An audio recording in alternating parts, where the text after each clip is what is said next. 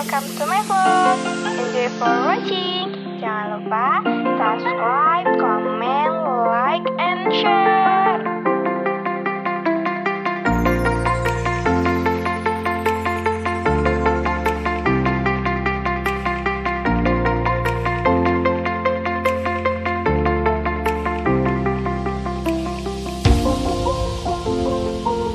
Assalamualaikum warahmatullahi wabarakatuh. Perkenalkan, kami dari kelompok 6. Di sini kami akan mempresentasikan mengenai senyawa mengiferin. Dengan anggota, saya sendiri Zahratun Nakia dengan NIM 3119116. Saya Vanessa Ansika Sheryl dengan NIM 3119136. Saya Widya Ningsi dengan NIM 311191137.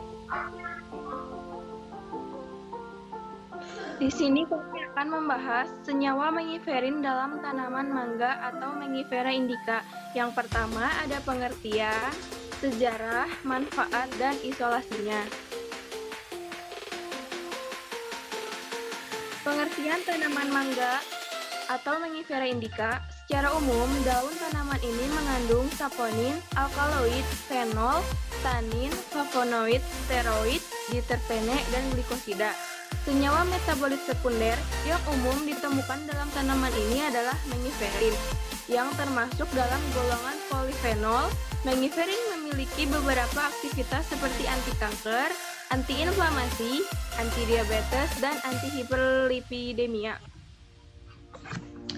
Adapun sejarahnya, tanaman mangga berasal dari kingdom Plantae, divisinya Tracheophyta, kelasnya Magnoliopsida, ordonya Sapindales, dan familinya Anarchadiaceae.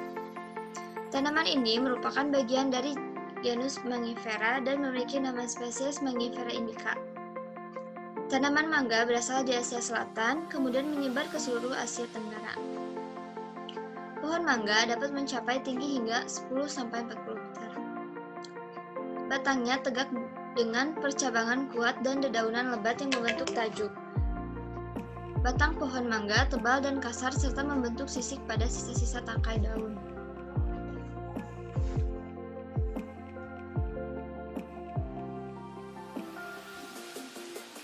Berbagai penelitian telah dilakukan untuk menentukan senyawa fitokimia yang tergantung dalam daun tanaman mangga.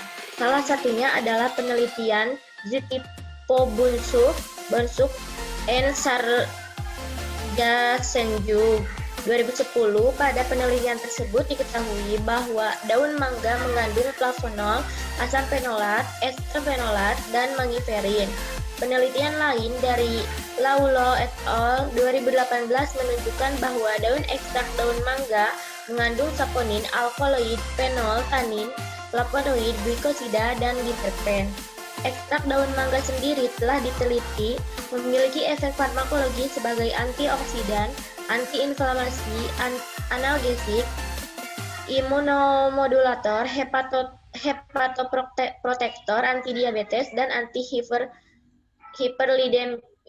hiperlipidemia. Banyaknya aktivitas farmakologi dari ekstrak tersebut menyebabkan perlunya diketahui senyawa mana dalam ekstrak daun mangga yang memiliki aktivitas tersebut. Dengan diketahuinya senyawa tersebut, maka dapat ditentukan mekanisme aktivitasnya dalam tubuh dan dilanjutkan penelitiannya sampai menjadi sediaan obat. Di sini ada manfaat mengiferin. Mengiferin memiliki aktivitas sebagai anti-hiperlipidemia, neuroprotektif, pengobatan diabetes, anti-inflamasi, dan anti kanker. Di sini ada strukturnya.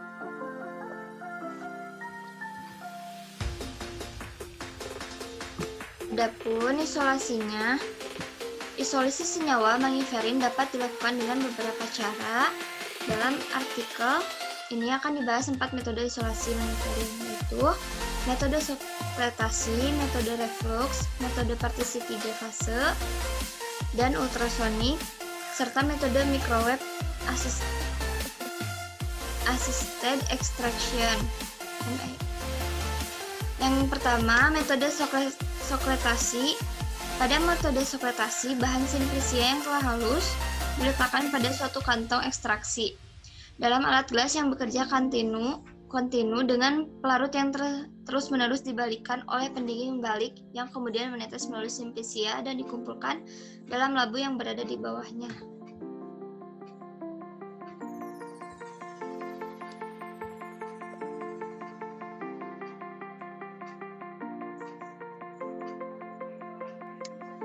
Yang kedua ada metode reflux. Ekstraksi dengan metode reflux merupakan proses ekstraksi pada cair pada suhu konstan dengan penguapan dan kondensasi pelarut berulang. Proses ini dilakukan dalam rentang waktu tertentu dan tanpa kehilangan pelarut. Ekstraksi dilakukan menggunakan pelarut organik seperti metanol, aseton, etanol, dan atau campurannya, tetapi penggunaan pelarut tersebut harus hati-hati karena mudah terbakar dan toksik. Selain dengan pelarut organik, mangiferin dapat diekstraksi menggunakan air karena mangiferin merupakan santon terglikolisasi yang mudah larut dalam air panas. Yang ketiga ada metode partisi 3 fase atau PTS dan ultrasonik.